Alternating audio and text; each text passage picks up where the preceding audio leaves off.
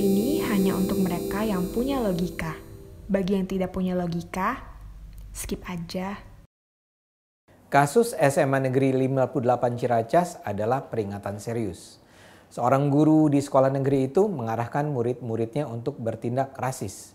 Ini nggak boleh dibiarkan. Guru yang dimaksud adalah Tini Suharyati. Dia adalah guru mata pelajaran Pendidikan Agama Islam dan Budi Pekerti. Melalui percakapan di grup WA pengurus kegiatan Rohani Islam, Rohis, ia menyebarkan kebencian pada siswa non-muslim. Ini terkait pemilihan ketua OSIS di sana. Ada 3 paslon. Paslon pertama beragama Kristen dengan wakil muslim. Paslon kedua beragama Islam dengan wakil Kristen. Dan paslon ketiga sama-sama beragama Islam. Tini meminta siswa muslim memilih paslon nomor 3 karena mereka beragama Islam. Awas, jangan ada yang pengkhianat ya, ujarnya. Apa yang dilakukan Tini sungguh membahayakan. Dia bukan saja campur tangan dalam pemilihan ketua OSIS dengan menggunakan sentimen agama.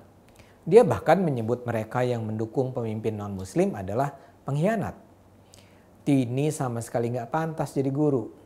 Tini seharusnya mendidik, bukan memecah belah, mendorong kebencian.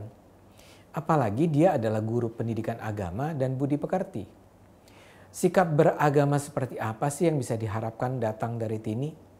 Sikap beragama yang diajarkannya menunjukkan kesempitan berpikir yang membahayakan perkembangan anak didiknya. Tini pada dasarnya adalah seorang rasis yang menyebarkan rasisme. Rasisme adalah keyakinan yang menganggap bahwa ada ras yang lebih tinggi dari yang lain dan ras yang lebih rendah itu boleh didiskriminasi. Ras di sini mencakup juga etnik, latar belakang keturunan, bentuk fisik, keyakinan agama, atau bahkan jenis kelamin dan orientasi seksual. Tini rasis karena dia menganggap orang Islam lebih mulia daripada umat non-Islam. Orang non-Islam baginya memiliki kasta lebih rendah, sehingga tidak layak memimpin. Sebenarnya sih memang tidak bisa juga dilarang kalau Tini berpikir seperti itu. Manusia kan tidak bisa dicegah untuk berpikiran rasis. Tapi kalaulah Tini memang rasis, dia seharusnya menyimpan keyakinan itu pada dirinya sendiri. Ide tentang superioritas agama itu tidak bisa kemudian diwujudkan dalam bentuk pernyataan publik atau praktek diskriminatif dalam kehidupan. Apalagi dia guru. Guru punya hubungan sosial yang tidak simetris dengan murid. Guru berkata, murid mendengar. Karena itu begitu Tini memobilisasi muridnya untuk sama-sama menolak calon non-muslim, apa yang dia katakan kemungkinan besar akan dipatuhi. Bahkan lebih jauh lagi, bila seorang guru meneladani sikap rasis semacam itu, apa yang dilakukannya mungkin akan dibawa terus oleh para murid sesudah lulus dan terjun ke tengah masyarakat. Pada titik itulah ajaran rasis Tini memecah belah bangsa. Apa yang dilakukannya bahkan mencerminkan kesempitan pengetahuannya tentang Islam. Kita semua harus ingat bahwa pelarangan memilih pemimpin Islam yang konon merujuk pada Al-Maidah 51 di Al-Quran adalah sebuah doktrin yang terbuka untuk interpretasi. Sebagian pemuka Islam menganggap itu haram, sebagian lainnya menganggapnya tidak haram. Ini misalnya berbeda dengan makan babi atau berzinah. Kalau dua hal itu hampir-hampir tidak ada perbedaan tafsir. Kalaupun ada, ya paling orang seperti Khalid Basalamah yang mengatakan meniduri budak perempuan tanpa ikatan pernikahan dapat dibenarkan. Atau kalau babi, memang juga ada kelompok Islam yang menganggap di Al-Quran tidak pernah disebut secara khusus bahwa yang dilarang adalah babi seperti yang kita kenal sekarang. Tapi mayoritas umat Islam sih tidak berpandangan begitu. Ini beda sekali dengan soal memilih pemimpin non-muslim. Kalau Anda baca terjemahan resmi Al-Quran di Indonesia, pelarangan memilih pemimpin non-muslim itu tidak ada. Begitu juga Majelis Ulama Indonesia tidak pernah mengeluarkan fatwa yang melarang umat Islam memilih pemimpin non-muslim.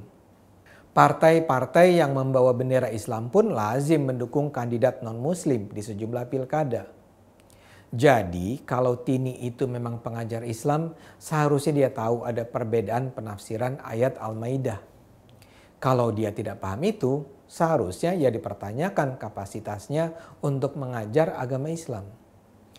Tini memang bisa saja punya tafsiran yang mirip dengan 212, tapi sebagai pengajar dia harus cukup objektif untuk menyatakan ada perbedaan tafsir.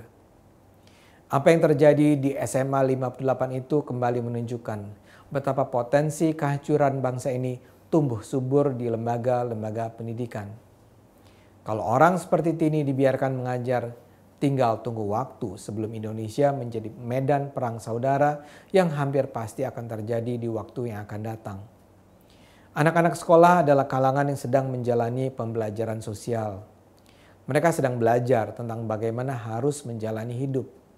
Dan guru adalah salah satu kalangan yang paling berpengaruh.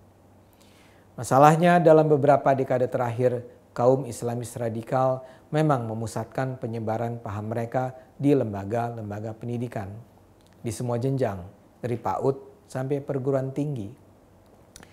Tini dan SMA 58 itu bukan kasus tunggal. Proses penyebaran kebencian serupa terjadi di banyak tempat lainnya. Kaum Islamis radikal tahu bahwa perjuangan melalui partai politik berbendera Islam tidak pernah berhasil mencapai hasil yang diinginkan. Karena itu dalam beberapa dekade terakhir, mereka bergerak melalui jalur sosial, pendidikan, dan kebudayaan. Dalam konteks itulah mereka mempenetrasi lembaga-lembaga pendidikan. Sekolah dijadikan sarana kaderisasi dan sarana penanaman nilai-nilai jihad melawan non-muslim. Apa yang terjadi di SMA 58 adalah peringatan serius. Mari kita berharap pemerintah tidak diam. Para penyebar kebencian harus dibersihkan dari sekolah-sekolah. Mari kita terus sebarkan akal sehat. Karena hanya kalau bangsa ini berakal sehat, negara akan selamat.